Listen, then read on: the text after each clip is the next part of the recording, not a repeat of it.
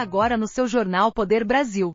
Lula corta quase 2 milhões de beneficiários do Bolsa Família. O ator Carlos Vereza solta o verbo contra os simpatizantes LGBT, tem que respeitar para ser respeitado. E uma reportagem pra lá de especial com o jornalista Alexandre Garcia sobre a nossa falida democracia. Tudo isso agora no seu jornal Poder Brasil. Não saia daí. Olá, tenho uma coisa para te falar. Vem fazer medicina com a gente, você vai pagar menos de R$ 500. Temos 17 vagas ainda para agosto. Não perca a chance de realizar seus sonhos. Vem com a gente. Governo Lula corta quase 2 milhões de beneficiários do Bolsa Família em 2023. O governo de Luiz Inácio Lula da Silva cancelou o benefício de 1,8 milhão de famílias do Bolsa Família, de janeiro a maio de 2023. A informação foi repassada ao Poder 360 pelo Ministério do Desenvolvimento e Assistência Social, Família e Combate à Fome via LAI, Lei de Acesso à Informação. Os cortes se deram depois que a equipe econômica prometeu um pente fino na lista de pessoas atendidas. Atualmente 21,2 milhões de famílias são contempladas pelo programa social, o que representa um saldo de quase 400 mil a menos em relação a dezembro de 2022. De novembro de 2021 até fevereiro de 2023, o programa foi nomeado de Auxílio Brasil. Parada LGBT, você tem que respeitar para ser respeitado. Ouça o que diz o ator Carlos Vereza. Parada LGBT, vocês são uns covardes. Depois vocês reclamam do preconceito. A sociedade tem preconceito. Não tem não. Vocês é que provocam esse preconceito. Sabe por quê? Que vocês façam a parada, tudo bem. Agora, usar criança, rapaz, criança trans, não existe criança trans, elas não têm livre-arbítrio para fazer esse tipo de escolha com 5, 6, 7 anos. Vocês são covardes, ainda zombam, ainda ironizam Jesus Cristo. Ele não liga para o teu desrespeito, não. Ele não liga, ele está acima disso tudo, mas vocês deveriam respeitar. O povo brasileiro, 82% são religiosos, 82% acreditam em Deus, acreditam em Nossa Senhora, acreditam no Espírito, e vocês têm a obrigação de respeitar isso. Como é que vocês botam criança para desfilar? Vocês são patifes, canalhas, covardes. E agora, sabe qual vai ser o troco que vocês vão conseguir? O aumento do preconceito. Como é que uma criança de 7 anos, rapaz, como é que uma criança de 7 anos vai ter noção de uma escolha tão dramática, tão trágica, e que pode traumatizá-las para o resto da vida? Covardes é o que vocês são. Vocês não passam de patifes, de canalhas, usando crianças indefesas. Covardes. Hoje o seu jornal Poder Brasil traz uma reportagem especial do lendário jornalista Alexandre Garcia, falando sobre a nossa falida democracia e a complacência de nossos parlamentares. Vale a pena você assistir até o final. De plenário. Eu já estive no plenário lá no fim da Asa Norte, quando a Câmara Legislativa me entregou o título de cidadão de Brasília. Eu tenho, esse ano completo 83 anos de idade, tenho 53 de jornalismo, 47 de Brasília. Quando eu recebi esse título, houve um protesto contra a entrega do título, do deputado Luiz Estevão. Ele alegou que eu criticava os políticos de Brasília e, portanto, não poderia receber. Eu disse, Luiz, se for o caso, eu devolvo agora. E a bancada do PT me defendeu.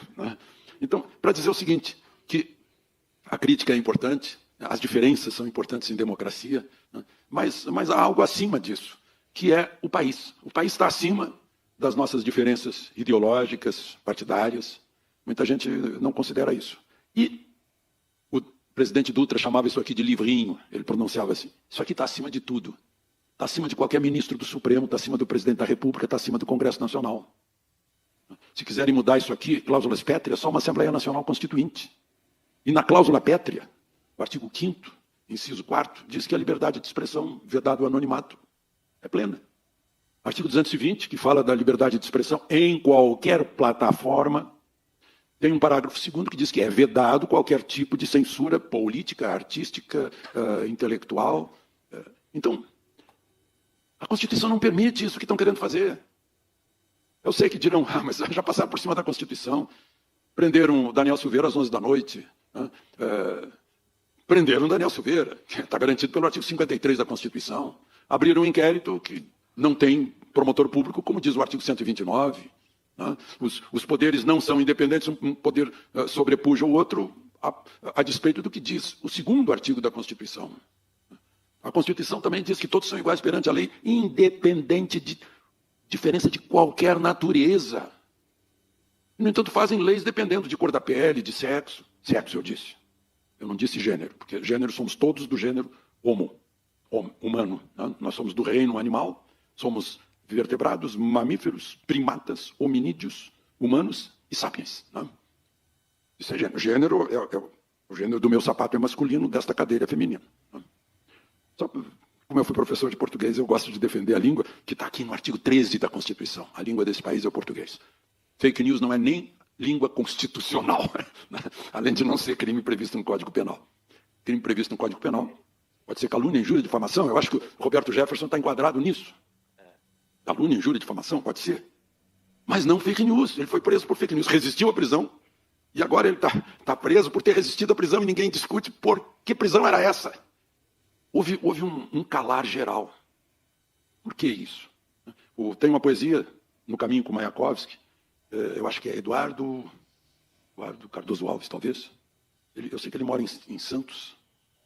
E ele fez uma bela poesia dizendo que no primeiro dia pisam nas nossas flores, no segundo dia matam o nosso cachorro, né? E no último dia nos tiram a voz. E aí a gente não pode mais reclamar. A gente não reclama quando acontece. Eu discordo do estilo do Daniel Silveira, do Alan dos Santos, do Eustáquio. Eu discordo do estilo. Né? Eu acho que a gente tendo bons argumentos, a gente não precisa ter agressivo. Agressividade tem aquele que não tem argumentos. Aí usa interjeições e adjetivos. Discordo, mas eu defendo, como teria dito Voltaire, né? Até o fim o direito de falar. Porque isso é essencial. Liberdade é essencial na vida. E o pior de tudo é que a gente não está se dando conta que um dia vai chegar em que nós seremos os censores de nós próprios. Então a gente tem, pelo medo. Eu falo todos os dias no YouTube. São 2.550.000 pessoas que me acompanham. E eu fico pensando, será que um ministro lá do Supremo não vai gostar do que eu estou dizendo? E de repente ele me bloqueia, me tira, me corta a voz. Mostrou que tem esse poder. Mostrou para todos os deputados federais que o judiciário tem o poder de pegar o presidente da Câmara. Então, calai-vos, que a gente pega o presidente da Câmara. Viu, Daniel? Viu, Pacheco? São avisos. 1.390 pessoas presas, sem saber por quê. Estavam lá se manifestando. Eu digo e dizia para eles, isso é errado. Não tem que pedir para o quartel. Tem que pressionar o Senado. O Senado é que está com os requerimentos sob o traseiro de Pacheco. Tinha que ir lá no Senado. Mas, enfim, o Ives Ganda interpreta 141. Ontem eu dei uma aula de manhã no curso de altos estudos de política e estratégia na Escola Superior de Guerra, no Rio. E disse para eles, olha, quem jurou defender a Constituição, será que não se sente perjúrio? Porque é um juramento, que eu tenho a impressão que todos os integrantes de governo, parlamentares, juro defender a Constituição. O próprio presidente da República jurou defender a Constituição. E num momento crucial que poderia ter defendido a Constituição, valeu o que ele aprendeu na academia, na ESAO, disciplina absoluta. E então, não é de agora. O politicamente correto vem de longe, impondo censura. Estão censurando Monteiro Lobato. É risível. Risível. Dizendo o que nós podemos dizer. E certamente isso pressupõe o que nós podemos pensar. Eu acho incrível, eu sou um fã o primeiro livro dele eu li em 1966, eu fui à casa dele em Londres, a casa onde ele morou, George Orwell. Incrível como ele é profético. Só que a profecia dele, que era para ser... Ele participou da Guerra Civil Espanhola, depois veio a União Soviética, ele tinha sido esquerda, socialista, e percebeu que essa ideologia tem uma natureza totalitária, não funciona se não for um regime totalitário. As cabeças que a gente ouviu são cabeças totalitárias. Além de negacionistas, uma delas ali que eu vi, eu tenho testemunho de que também acredita que a Terra é plana. Não é brincadeira. A pessoa ficou na ponta dos pés, no bairro de Miraflores, em Lima, para ver se enxergava a China.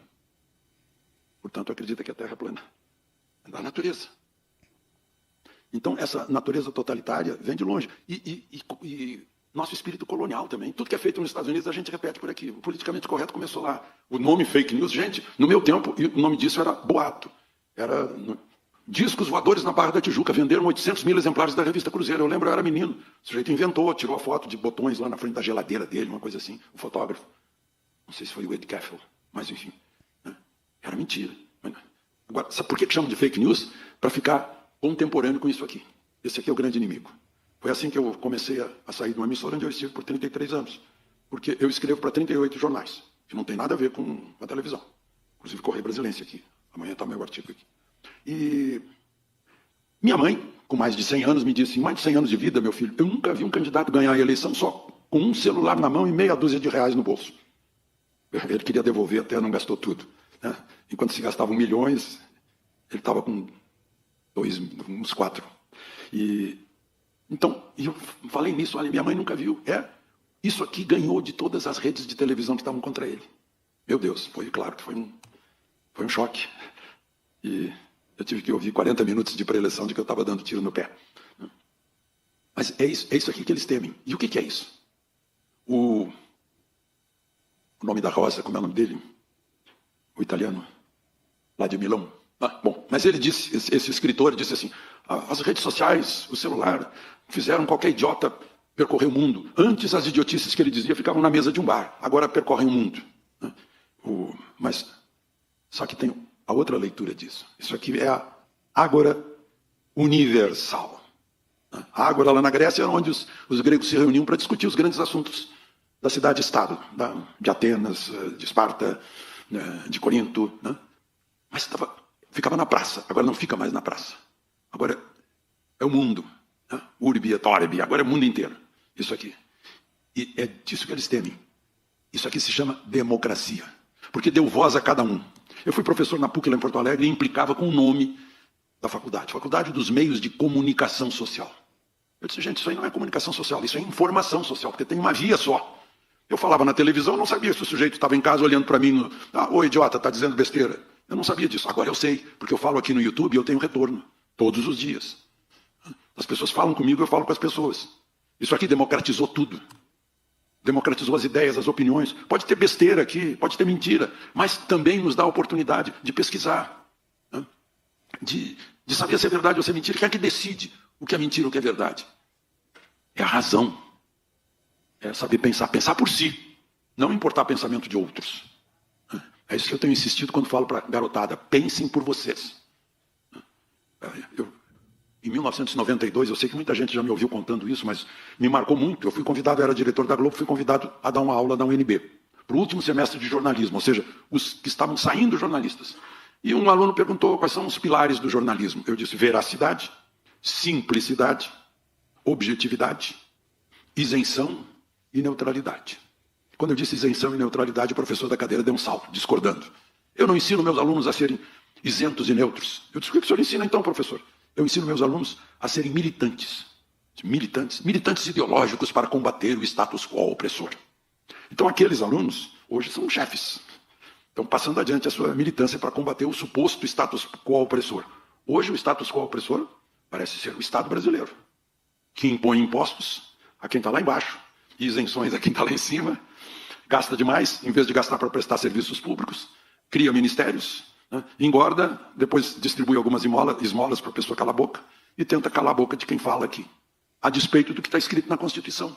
Outro dia foi o dia da morte dos 4, depois 5 estudantes que morreram pela Constituição em São Paulo, né? Que gerou a Revolução Constitucionalista de 32. Eles brigaram pela Constituição.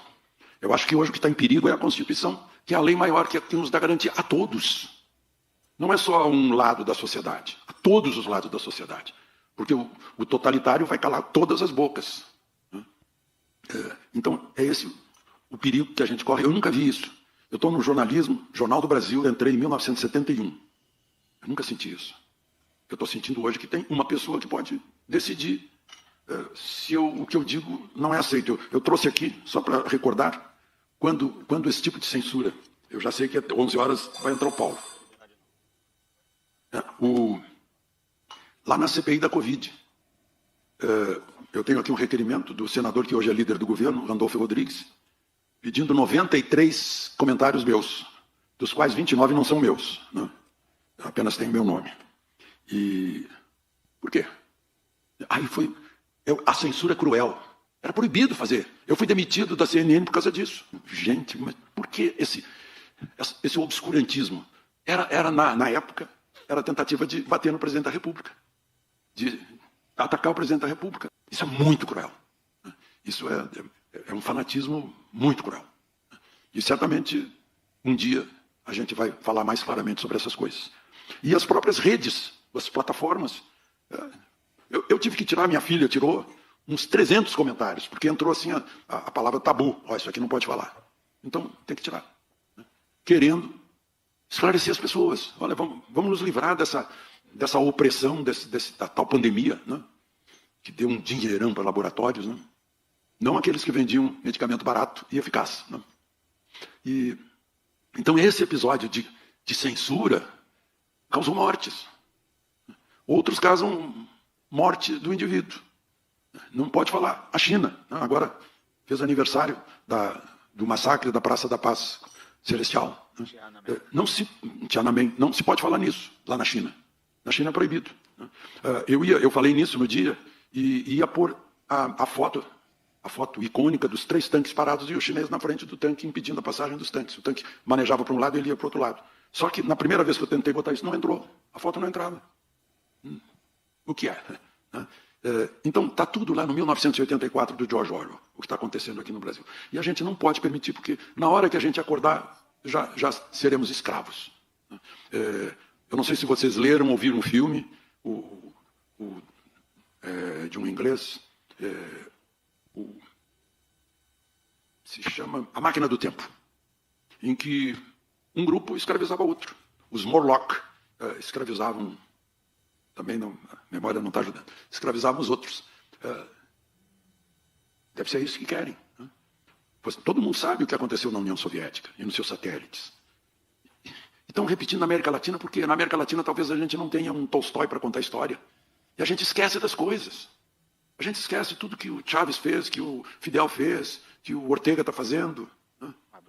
Maduro chegou a um ponto. Foi tão escandalosa a presença do Maduro, eu estava homiciado aqui no Brasil. Brasília virou um vale-a-couto de Maduro, porque ele é procurado pela justiça americana, inclusive com prêmio. Né?